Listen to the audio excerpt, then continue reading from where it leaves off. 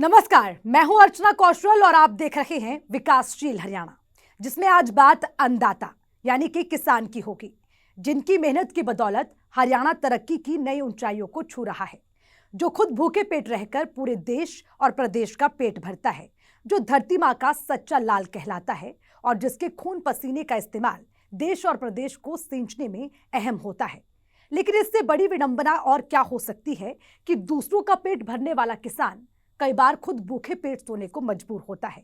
कभी आसमानी आफत, कभी बिजली पानी की किल्लत, कभी खाद बीज की कमी, तो कभी बाजार में फसलों का उचित भाव नहीं मिलना।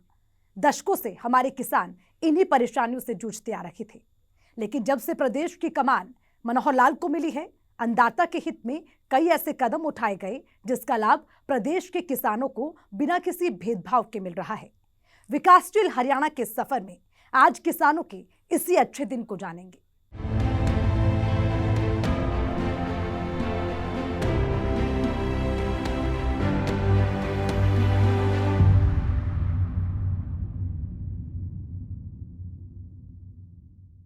प्रदेश के मुखिया मनोहर लाल इस बात का दावा करते नहीं थकते कि साल 2014 के बाद से किसानों की हालत में काफी सुधार आए हैं। केंद्र की मदद से प्रदेश में कई ऐसी योजनाएं चलाई जा रही हैं जो किसानों के लिए मददगार साबित हो रही है, खासकर उनके लिए जो छोटे किसान कहलाते हैं। प्रदेश के मुखिया मनोहर लाल समय समय पर इन किसानों के साथ संवाद भी करते हैं ताकि उनकी परेशानियों को समझकर उसे दूर किया जा सके। और इसी कड़ी में एफपीओ यानी कि किसान उत्पादक समूह के साथ मुख्यमंत्री मनोहर लाल ने संवाद किया और एफपीओ के फायदे गिनाए। इस रिपोर्ट में देखिए।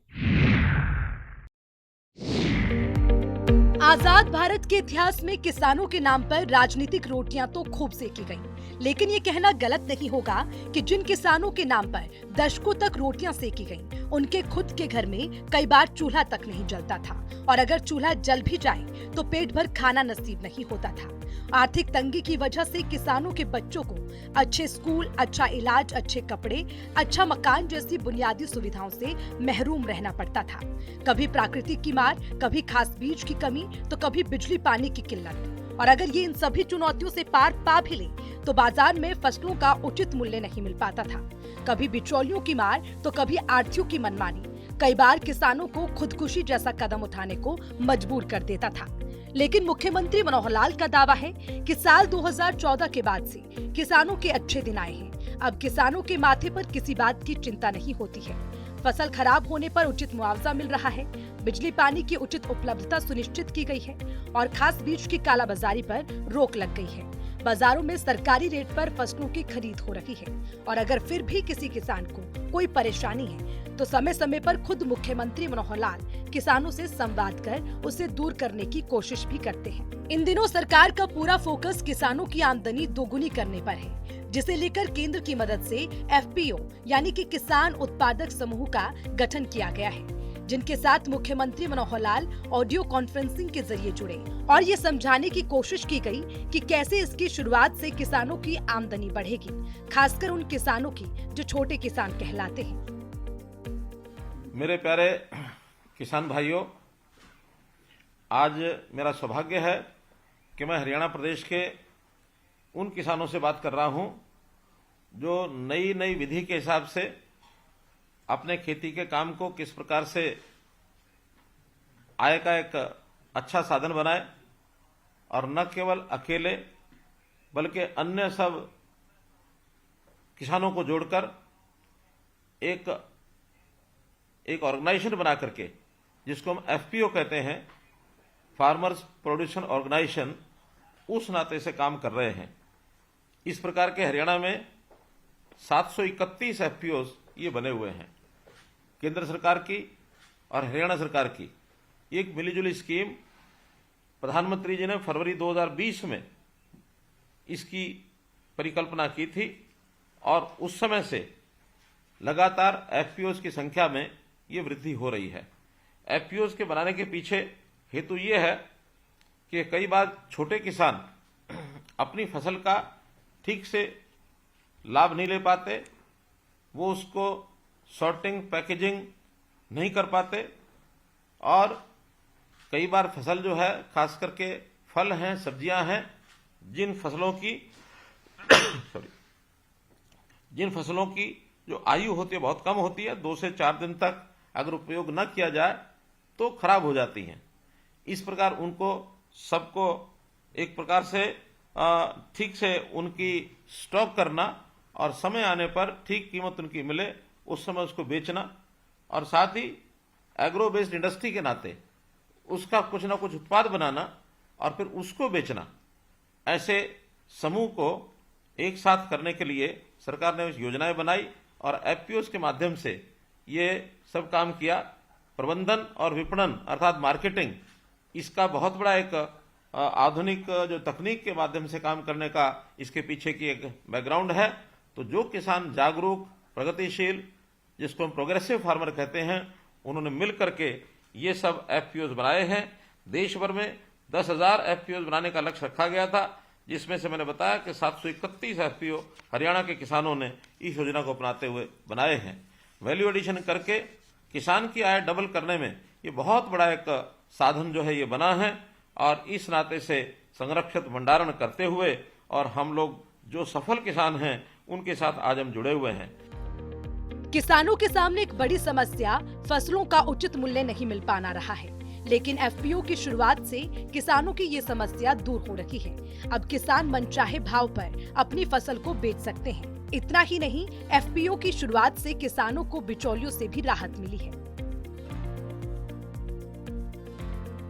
जो सफल किसान हैं उनके साथ आज हम जुड़े हुए हैं। उन्होंने सबने अपने पैक हाउस बनाए, और पैक हाउस बनाने के बाद ऐसे किसान मार्केट में जहां कहीं अच्छा भाव मिलता है वहां बेचने के लिए सिस्टम बने हैं। इससे बाजार से सीधे जुड़ गए, जब भी अच्छा भाव मिलता है तब बेच करके आते हैं। और खासकर बीच में जो लोग ऐसे होते हैं जिनको जो हमारे लाभ में से हिस्सा बांटते थे, उनकी बजाय सीधा ही मार्केट में जुड़ने से और लाभ ज्यादा होने लग गया है। जब भी कभी पहले फसल ज्यादा होती थी और तुरंत बेचने वाले किसान मंडी में पहुंचते थे तो भाव भी गिरने का एक जो डर बना रहता था वो भी उसमें था। अब चूंकि अपने साथ वो भंडारण कर सकते हैं तो भंडारण करके और हम लोग उसका अच्छा भाव ले सकते हैं। इसमें जो मैंने बताया एग्रो बेस्ड इंडस्ट्री को उत्पाद जो पैदा करते हैं, जैसे खास करके टमाटर की प्यूरी बनाते हैं, अदरक और लहसुन का पेस्ट बनाते हैं, सूखा प्याज उसको सुखा करके चूरा बना करके भी बेचते हैं। तो ऐसे सब जो पैदावार करके और उसका जो उत्पाद करके जब बाजार में बिकता है तो अच्छे भाव में वो बिकता है। इस प्रकार लघु उद्योग करके और किसान भी उद्योगपतियों की श्रृंखला में ये आने लग गया है। और हमें जैसा कई जिलों के अंदर विशेष प्रकार की फसल जो पैदा होती है, सिरसा में कीनू है, कुरुक्षेत्र में आलू है, करनाल में सब्जियां हैं, जिला सोनीपत में बेबी कॉर्न और मशरूम ये बहुत होता है। तो इस प्रकार का जो उत्पाद है उसको सारे यानी देश में, खास करके हमारी दिल्ली और इसके आसपास की जो मार्केट है उसको भी करने के लिए और एक अवसर जो उनको मिला है। एफपीओ यानी किसान उत्पादक समूह से संवाद के दौरान मुख्यमंत्री मनोहर लाल के आग्रह पर एफपीओ के मालिकों ने भी अनुभव साझा किए। मैं टेरना ऑर्गेनिक से बोल रहा हूँ सर। हाँ, टेरना से जैनेन्द्र जी बोलिए। आपका अपने एफपीओ अपना चलाया हुआ है ना? जी, हमारा एफपीओ है, टेरना गांव में स्थित है, सोनीपत जिले में। इसमें हमारे 509 किसान 500 जिसमें 509 किसान हमारे बेबी कॉर्न और स्वीट कॉर्न की खेती करते हैं। हाँ, बहुत बढ़िया। और हम अपने पैक हाउस में बेबी कॉर्न और स्वीट कॉर्न पैक करके विदेश में बेचते हैं। विदेश भेजते हैं? जैसे कि लंदन, हाँ, विदेश में भेजते हैं जी। हाँ हाँ। जैसे कि लंदन में हमारी बेबी कॉर्न जाती है, हाँ 4-5 तो हमारी पार्टी है जिनको हम बेबी कॉर्न भेजते हैं। हाँ हाँ ऐसे ही हमें दुबई से ऑर्डर मिले हैं। हाँ। अभी हमारी बेबी कॉर्न लंदन से भी ज्यादा दाम में दुबई में बिकने वाली है। बहुत अच्छा। इसी तरह से नॉर्वे में हमारी स्वीट कॉर्न प्रोसेस करके वैक्यूम पाउच में नॉर्वे के हमारे पास काफी ऑर्डर है। हमारे सैंपल वहाँ पर पास हो चुके हैं और नॉर्वे में हमारे लगभग 300 कंटेनर का ऑर्डर हमें मिला है। अरे वाह। हाँ। पहले हम अपनी baby corn sweet corn Azadpur सब्जी मंडी में बेचते थे, जिसमें हमें 50 से 60 रुपए किलो का रेट मिलता था। अभी लंदन और दुबई में हमारा खर्चा काट कर लगभग 100 रुपए किलो का हमें रेट मिलता है। जैनेन्द्र जी बताइए, जैनेन्द्र जी बताइए कि 1 एकड़ में कितना पैदा हो जाता है बेबी कॉर्न? एक एकड़ में 800 किलो से 1000 किलो के बीच में बेबी कॉर्न पैदा होती है। 1000 किलो का मतलब है कि 1 लाख रुपए का बेबी कॉर्न आप जो है 1 एकड़ में बेच लेते हैं। जी, एक बार में हमारी फसल 1 लाख रुपए की हो जाती है और सभी किसान इस फसल को अपनाकर बहुत खुश है। और इसमें पानी की लागत भी कम है, धान की अपेक्षा पानी भी कम लगता है। अच्छा, साल में कितनी फसलें उठा लेते हैं? साल में इसकी 3 फसल हो जाती है और ज्यादातर किसान इसकी 2 फसल लेते हैं ताकि फसल चक्र बना रहे। 2 किसान 2 फसल ले लेते हैं, कभी लेनी हो तो तीसरी भी ले लेते हैं। तीसरी भी कभी कभी ले लेते हैं। बहुत अच्छा जितेंद्र जी, आपने एक अच्छा परोपकार का काम किया हुआ। 500 किसानों को आपने जोड़ा है। मुख्यमंत्री मनोहर लाल ने कहा कि हमारा उद्देश्य किसानों को अधिक से अधिक लाभ पहुंचाना है और इसीलिए हर संभव प्रयास किए जा रहे हैं। मुख्यमंत्री मनोहर लाल ने इस मौके पर किसानों से प्राकृतिक खेती पर जोर देने की अपील की। मेरा भी सभी किसान भाइयों से ये निवेदन है कि हम इस प्रकार के एफपीओस जहां भी कम बने हैं, कोई बना है, क्योंकि गांव हमारे बहुत हैं, एरिया भी हमारा बहुत है, कुछ ही जिलों में एफपीओ बने हैं। 731 एफपीओ, भले उसमें जैसा बताया रजिस्टर्ड 1 लाख किसान हैं, छोटे छोटे किसान भी हैं, लेकिन किसानों की संख्या तो बहुत है। 7-7.5 लाख किसान सीधा प्रोड्यूस अपना करता है। तो ये सब किसी न किसी प्रकार से एफपीओ के साथ जुड़ें और जो हमारे प्रोग्रेसिव किसान हैं वो अपने जैसे प्रोग्रेसिव किसान और तैयार करें। और जो तैयार करेंगे तो इसके लिए भी हमने एक चिट्ठी जारी कर दी है। इसमें जो प्रोग्रेसिव फार्मर्स हैं, नए प्रोग्रेसिव फार्मर्स बनाने के लिए उनको भी इंसेंटिव दिया जाएगा। तो हम खेती के काम में किसान को किस प्रकार से लाभ पहुंचा सकें, इसकी हमारी योजना है। हमने जो ये हमारे एफपीओ हैं, एक प्रकार का देखा जाए तो ये सहकारी क्षेत्र का एक नया स्वरूप है।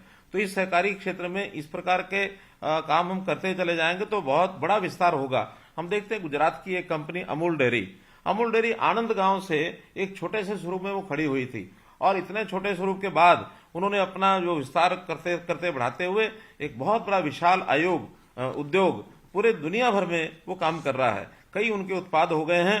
तो ऐसे ही करके हम भी अपने जैसे वीटा का अपना दूध है उसका भी विस्तार कर रहे हैं। हमने फॉरेन कोऑपरेटिव हाउस भी बनाया है ताकि विदेश में एक्सपोर्ट कर सकें। उसमें भी कोऑपरेटिव विभाग हमारा काम कर रहा है। हमारा एक्सपोर्ट कैसे आगे बढ़े इसके लिए हम लगातार काम कर रहे हैं। इसमें कोई दो राय नहीं है कि संवाद कार्यक्रम से किसानों में नई ऊर्जा का संचार होगा और जो किसान खेती को घाटे का सौदा मानते हैं उनकी सोच में भी बदलाव आएगा। ब्यूरो रिपोर्ट, सूर्या समाचार।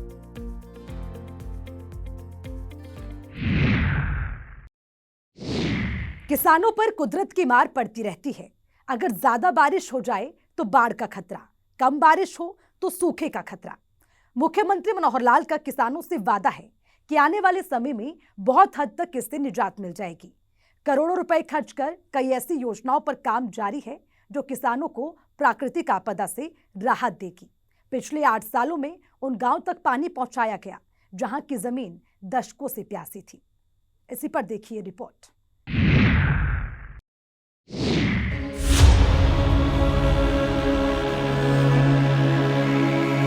अन्नदाता यानी वो किसान जो खेत में दिन रात मेहनत कर पूरे देश का पेट पालता है।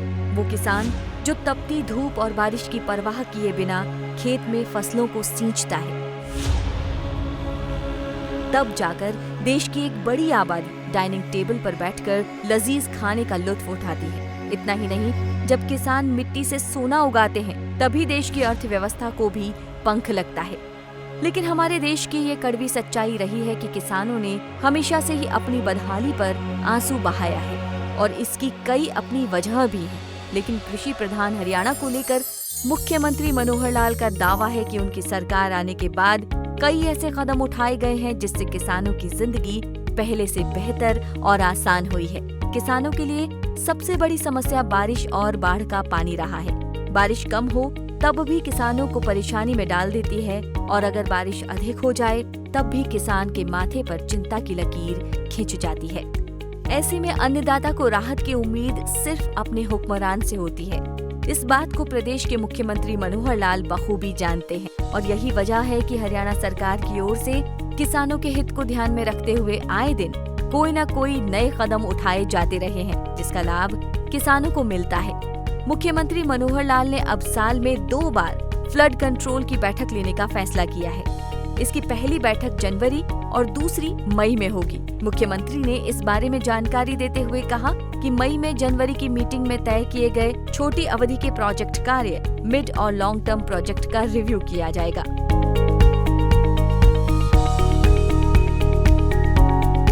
जैसा हर वर्ष हम फ्लड कंट्रोल बोर्ड की मीटिंग करते हैं, पहले कभी वर्ष में एक मीटिंग हुआ करती थी, हमने आने के बाद इस क्रम को बढ़ाया है। वर्ष में अब 2 मीटिंग्स ही होती हैं।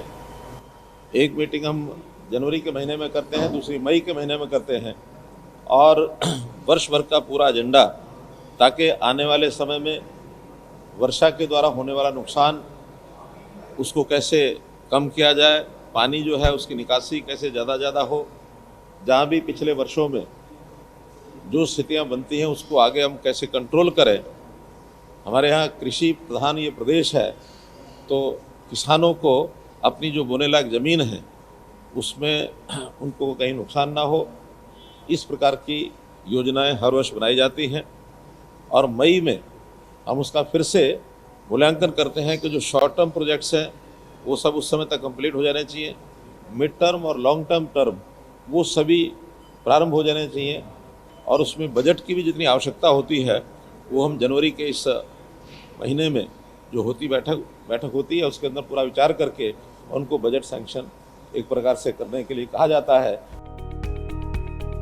बाढ़ और बारिश से किसानों को राहत दिलाने को लेकर हरियाणा सरकार की ओर से 528 प्रोजेक्ट के लिए 1100 करोड़ रुपए का बजट रखा गया है। ये बजट पिछली बार के मुकाबले 2 गुना है। मुख्यमंत्री ने बताया कि इसमें 100 करोड़ रुपए पब्लिक हेल्थ का भी शामिल है। हरियाणा में घटता जल स्तर एक बड़ी समस्या है। किसानों को सिंचाई के लिए पानी की उपलब्धता कम हो रही है, जिससे निजात पाने को लेकर मुख्यमंत्री मनोहर लाल ने कहा कि अब हमारा फोकस आबादी और कृषि क्षेत्र इलाकों में जमा हो रहे पानी को ड्रेन आउट के बजाय उसे रिचार्ज कर फिर से इस्तेमाल में लाने के लिए होना चाहिए। अपने विजन से किसानों को अवगत कराते हुए मुख्यमंत्री मनोहर लाल ने कहा कि जिस भूमि पर पानी ज्यादा जमा होता है, अगर वो जमीन किसान सरकार को दे तो वहाँ लेक या फिर तालाब का निर्माण किया जाएगा, ताकि पानी की बर्बादी ना हो, और इसके बदले में किसानों को उचित मुआवजा दिया जाएगा।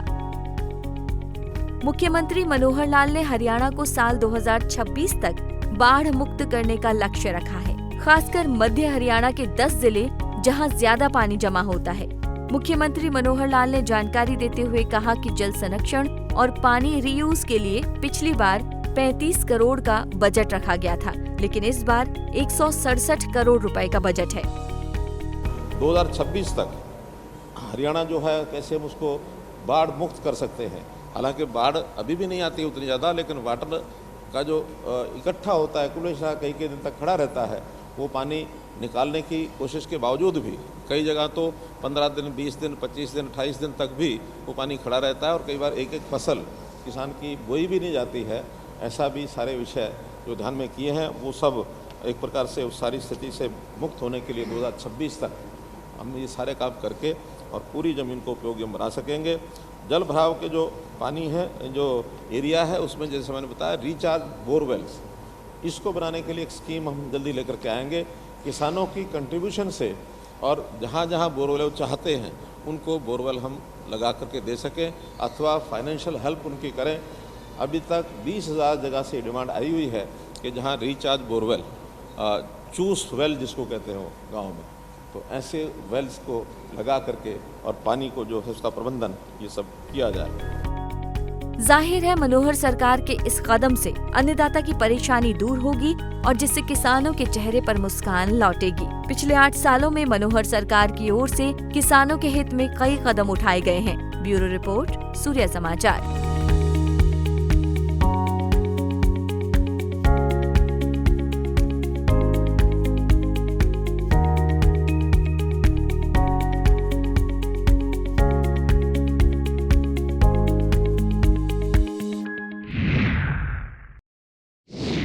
प्रदेश के किसानों की बड़ी समस्या खेती में लागत को कम करना और मौसम की मार के साथ फसलों के दामों में उतार चढ़ाव थी, जिसे पार पाना मनोहर सरकार के लिए एक बड़ी चुनौती था। प्रदेश की वर्तमान सरकार ने इसे एक चुनौती के तौर पर लिया और किसानों की आमदनी बढ़ाने को लेकर कई ऐसे कदम उठाए गए जिससे किसानों की परेशानी काफी हद तक दूर हुई है। किसानों के लिए सबसे बड़ी समस्या प्राकृतिक आपदा रही है, जिसकी वजह से एक झटके में किसानों की महीनों की मेहनत मिनटों में मिट जाती है। इसे ध्यान में रखते हुए हरियाणा में प्रधानमंत्री फसल बीमा योजना को क्लस्टर के आधार पर लागू किया गया है, जिसके तहत प्रदेश को 3 क्लस्टरों में बांटा गया है। हालांकि इस योजना को लागू करने के लिए प्रदेश सरकार को कई किसान संगठनों की ओर से विरोध भी झेलना पड़ा। बावजूद इसमें कोई दो राय नहीं कि आज इस योजना से जुड़कर किसानों को लाभ पहुंच रहा है। बता दें कि फसल बीमा योजना के तहत खरीफ और रबी की फसलों का बीमा किया जाता है, जिसके तहत खरीफ की फसलों में धान, बाजरा, कपास और मक्के की फसल को इस योजना में शामिल किया गया है, जबकि रबी की फसलों में गेहूं, सरसों, चना और जौ की फसलों को शामिल किया गया है। आज प्रदेश के किसानों को खेती के लिए आसान तरीके से ऋण नहीं मिल रहा है, जिसकी मदद से अब किसानों को फसल उगाने के लिए साहूकारों के दरबार में हाजिरी नहीं लगानी पड़ती है और भारी ब्याज से मुक्ति मिल गई है।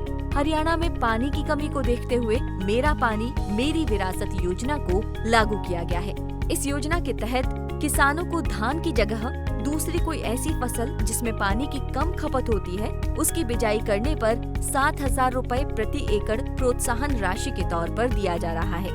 इस योजना का लाभ लेने के लिए किसान को मेरी फसल मेरा ब्यौरा पोर्टल पर रजिस्टर्ड होना पड़ता है। मुख्यमंत्री मनोहर लाल कई बार इस बात का जिक्र कर चुके हैं कि हरियाणा में पानी की भारी किल्लत है। बड़ी कठिनाई वो है यहाँ पानी की। हरियाणा पानी का डेफिसिट स्टेट है, पानी की कमी वाला प्रदेश है। सारे देश का हिसाब लगाए तो उतनी कमी शायद नहीं है, फिर भी इस पानी की अगर संभाल नहीं की तो हरियाणा का संकट तो अभी है, बाकी प्रदेशों में भी आने वाले 15-20 साल में संकट खड़ा हो सकता है। आज पूरे देश में आंकड़ों के हिसाब से अगर मैं बताऊं तो पूरे देश के अंदर 1100 BCM माने बिलियन क्यूबिक मीटर इतना पानी उपलब्ध है और आज हमारी खपत है 800 BCM। 1100 BCM पानी हमारे पास है, 800 की खपत है, अर्थात आने वाले 20 साल तक हम उस पानी का ठीक से उपयोग करेंगे तो हमारी चिंता नहीं है। लेकिन हरियाणा की अगर मैं बात करता हूं तो हरियाणा में MAF मिलियन एकड़ फीट जिसको कहते हैं, आज हमारे पास 32 MAF पानी इसकी डिमांड है। हमारी जरूरत है 32 MAF की और हमारे पास है कितना, 16 MAF। इतना पानी कम है हमारा। अगर कम पानी है इस कारण से हमारा बहुत सा इलाका सिंचाई में उसको पानी नहीं दे पाते हैं, क्योंकि पीने की आवश्यकता तो सबकी पूरी करनी पड़ेगी, करते हैं हम, लेकिन सिंचाई के लिए जितना पानी हमको चाहिए, आज हमारी सिर्फ 40% जमीन जो हमारे सिंचाई से यानी कैनाल की जो इरिगेशन है, नहरी सिंचाई से हम उसका उपयोग करते हैं। 30% ऐसा है जो ट्यूबवेल से हम जो है उसकी सिंचाई करते हैं। बाकी 30% इलाका ऐसा है जिसमें हम पानी पहुंचा नहीं पाते हैं। पूरा वर्षा के ऊपर निर्भर है। आ गई बरसात तो खेती हो जाएगी, नहीं आई तो खेती नहीं होगी। हम चाहेंगे कि हम खेती के इस प्रकार के सिस्टम बनाएं, इरिगेशन सिंचाई के सिस्टम बनाएं, माइक्रो इरिगेशन, ताकि उस 30% इलाका जो बाकी बचा हुआ है वहां भी आखिर तक पानी पहुंचा सके। मुख्यमंत्री मनोहर लाल का कहना है कि सरकार का लक्ष्य किसानों की आय को दोगुना करने पर है, जिसके लिए सॉइल हेल्थ कार्ड, प्रधानमंत्री कृषि सिंचाई योजना, परंपरागत प्रधानमंत्री फसल बीमा योजना, ई राष्ट्रीय कृषि बाजार जैसी नई स्कीमें शुरू की गई हैं। किसानों को फसल खरीद के लिए प्रदेश की मंडियों में बेहतर सुविधा दी जा रही है, जिस कारण दूसरे प्रदेशों के किसान भी यहां अपनी फसलें बेचने के मौके तलाशते हैं।